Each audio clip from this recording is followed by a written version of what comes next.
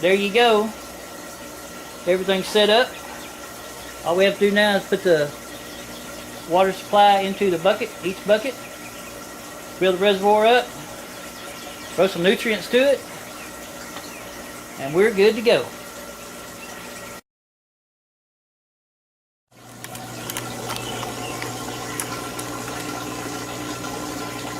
Okay, we're almost done. Got the perlite in the bucket. Got the drainage system going. We've got water coming from the backside. You see the black hose up against the gray house there. Main water line goes to the backside of all the buckets. We've got a 1/4 inch line coming up off of the main line up to the top of the bucket. Then inside it comes out the front of the bucket, like we showed you earlier, into a 2-inch pipe. We got one hole down there at the very end. That's because I'm missing an elbow somewhere. I can't find my 1/2 inch 90-degree elbow, so I have to go to the hardware store until the afternoon tomorrow. But as you can tell, the tomatoes are looking kind of puny, so we're gonna keep a real close eye on them. Hope they start livening up here in the next couple of days. Over here, we got the water reservoir, and the blue hose you see there is attached. That's the main drain. And I believe that is some kind of pool hose I found at the hardware store. Lowe's probably has it. Home Depot I know has it. I believe that's where I got mine at.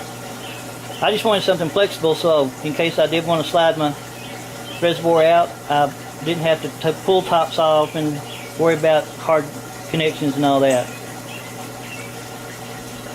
Alright, what we're going to try to do now is show you how we feed the tomatoes.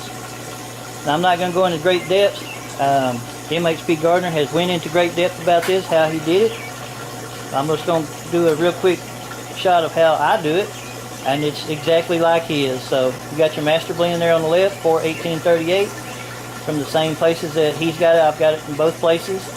Both of them real good vendors. That's calcium nitrate, 15.500. Your NPK ratios. Got your magnesium sulfate, or in common layman's terms, Epsom salt for your magnesium, which is especially important when your tomatoes start making tomatoes. You want to up that some. Now the ratio that he gives is 12-12-6, with 12 grams of master blend, 12 grams of calcium nitrate, and 6 grams of Epsom salt. But when you've got a bunch of tomatoes on the vine, it's been my experience, I would up the Epsom salts some, probably about 10, maybe even 12. I have done it 12-12-12, but I can honestly say I've never got blossom end rot, and the tomatoes come off the vine looking just beautiful. You're also going to need to get you a gram scale, and you can either put water in your cup or not. That's depending on your preference. Most of the time I don't put water in mine, but here we go. Make sure you tear it, so whenever you got your pitcher or whatever you're putting this stuff into, that it's going to be 0, which, as you can tell, these scales are not scientifically correct scales, so I mean, I try to get as close as I can, but I'm not going to worry about if it's flipping between a 1 and a 2 or something like that. So we need 12 grams of the master blend, 41838. And I also wanted to tell you what we need to do. Probably, we'll go ahead and mix this up, but we need to see what our parts per million is in the water right now, or our reservoir right now. I know that I've just put 25 gallons of straight rainwater in there, so it should be 0 parts per million, depending on how many bugs got in the system and all that, and decided to add to it. So we got 12, shooting for 24, and 6, which will bring us to a total of 30 grams. 6 grams of Epsom salt, or magnesium sulfate, for all the technical people out there. And once again, I'm not going to sweat it, flipping between 30 and 31, it's close enough. But what we do want to do, let's get this out of the way. Move the camera up in here. We do want to try to see what our parts per million is, so we know about how much to put in there. Theoretically, since this is rainwater, it should have 0 parts per million. Well, when I read it on this, see, none of the lights light up. There's no lights lit. So So that tells me effectively that my parts per million in this water reservoir right here, 25 gallons, there's zero. Zero nutrients, zero parts floating around and all that. I also know that I put 25 gallons of water in this reservoir. Now this little cup we just did, that was enough for 5 gallons. The MHP Gardener says it's 12 grams tomato fertilizer, masterblend, 12 grams of the calcium nitrate, 6 grams of the Epsom salt, but that's for 5 gallons. So theoretically I need to put 60 grams of the first two and 30 grams of the last one. Well, you can do it, but since this is a brand new system, I want to kind of watch it go up. What we'll do is we'll go ahead and put this in there. We'll mix it up real good. Some of the calcium nitrate's in pellet form, and it takes it a little bit to dissolve. So what we'll do is we'll pour this in there, and I've already got the pump circulating. It's already feeding the tomatoes. Basically there's nothing but water getting to them right now. But when we put this in there, we'll let it ride through and get in the system 15-20 minutes or so. We'll come back and check it, see what we're looking at then, so we can make adjustments. We're also, before we go much further, we're going to check the pH. Now, theoretically, again, the pH of the water should be 7, should be completely neutral, but it came off the roof, so, and it's been sitting in the barrel for a little bit. I'm not sure, but let's see what it's going to read.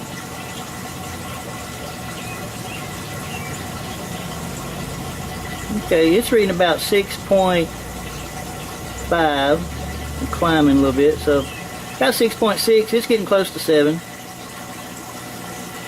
And as you put fertilizer into your reservoir, it will drop your pH. Normally, don't hold me to that. I've seen some weird stuff go on in hydroponics before, so if it doesn't, don't say, well, he said. No, normally it will drop it. Alright, we've got our air stone down in there. It's helping circulate everything. So let's let that sit there and run through the system about 15-20 minutes, and we'll come back and see what we got then. Oh. But for before we go and come back, let's see what it's measuring now. And it may still be measuring 0. Well, I don't know if the camera is actually reading that or not, but we got the second light is lit, which means we've got basically an EC of 0.6, and our parts per million is about between 300 and 420. So we're going to call it about 350. We're going to average it out a little bit, about 350, which is way, way, way low for tomatoes. But again, I should have put 5 times the amount I did. So what we'll do is we'll go ahead and let this circulate for 15 minutes or so, come back and see what's going on, and we'll go from there. Okay. We'll let everything circulate a little bit. I went ahead and I added some more nutrients because I know about what I need to add to get everything started up good. Let it circulate for 15 minutes, come back and check it. Do the same thing again for 5 gallons. Let it come back, circulate, come back and check it. So we went ahead, took care of all that for you. And now what we're getting is a variation of, and the CF or EC, and all I'm going to do is mention them. If you want to know more about them, for the techno people or techno geeks like me, just go Google it and you'll find 15-20 different websites that'll explain everything in great detail. But the conductivity factor, or the electrical conductivity, which this meter reads both of, this is a Blue Lab trunking meter. I would highly suggest, if you're going to do this, go ahead and spend money and get one of these. You can get a part per million meter, about $10, $15, something like that, and it works. And that's what I started out with. So I'm not knocking it by no means, but this, boy, if you ever get one of these, you'll be in heaven. But anyway, so we're reading anywhere from 2 to 2.4, and we're looking for in tomatoes, when you're growing tomatoes hydroponically, you're looking for about between 2 and 2.5. We're within the range of the conductivity factor that you're looking for. Now we slide over here to this side, and we're anywhere from 1,000 to 1,680 parts per million, which is basically the impurities in the water, which is the nutrients or the fertilizer which we just put in the water. The regular rainwater, as you notice, it was 0. There was no lights lit up, so that means there was There was no impurities in that water. That's on the low end of the parts per million. Depending on if you're using CF or EC, depends on if your parts per million is 500 or 700. So since I know how much we put in there, and we're reading between 2 and 2.4, and these are your numbers here, either 1,000 to 1,200 parts per million for 500, which if you're using CF, or 1,400 to 1,680 for 700. If you're using EC, I would bet you we're using 500. And again, that's the reason is this is a little bit low, the parts per million. Normally when I'm running the tomatoes and they're full blooming and all that, we're getting between 2.4, 2.8, somewhere in there, and we're getting up here about right at 2,000, 2240, something like that, as far as the parts per million. I'll try to hit about between 2,500 and 3,000 on my parts per million. Everybody's a little bit different. You just got to watch your water and see what it does. Let's go ahead and check the pH level. On the pH, we're looking for between 5.5 6.5. Most people try to get it down to the lower end, but the 6 is dead on. I try to shoot for 6.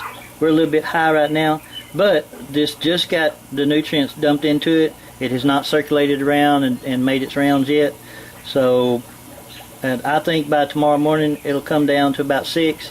If not, we'll check everything again. I'm sure the nutrients, it's going to be wanting some more nutrients. Normally I don't have to put any pH down in this. I do occasionally when I'm first starting out, but other than that, normally I don't. That's the complete setup from the reservoir to how the water gets to everything. Fertilizer down there on the ground beside, in front of the tomatoes, and the tomato plants themselves. If you have any questions, comments, if you don't understand one of the steps, or if I missed a step, comment below or ask me. Feel free to ask a question. If I don't know the answer, I know several people that I can send you to that will know the answer. Until next time, thank you for watching. Please subscribe.